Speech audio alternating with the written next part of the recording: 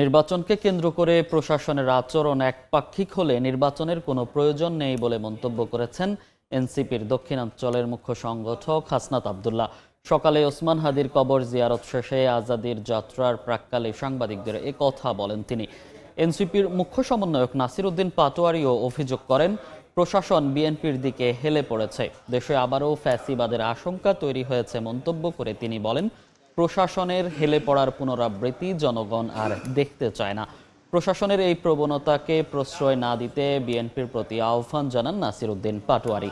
এছাড়া নির্বাচন কমিশনকে জনগণের প্রতি জবাবদিহিমূলক আচরণ প্রদর্শনের অনুরোধও জানান তিনি। আজকে ঢাকা বিশ্ববিদ্যালয় কেন্দ্রীয় মসজিদে আমরা যে আজাদির যে যাত্রা আমরা অব্যাহত রেখেছি, দায়িত্ব নাগরিকের দায়িত্ব। এই খালেদা জিয়া শুধু বিএনপির নয়, বাংলাদেশের সকল মানুষের।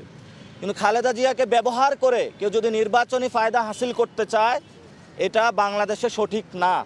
একটি দলকে যেভাবে আনকন্ডিশনালি যেভাবে সাপোর্ট দিয়ে যাচ্ছে যে আচরণ, সেটি আমাদেরকে আহত করছে।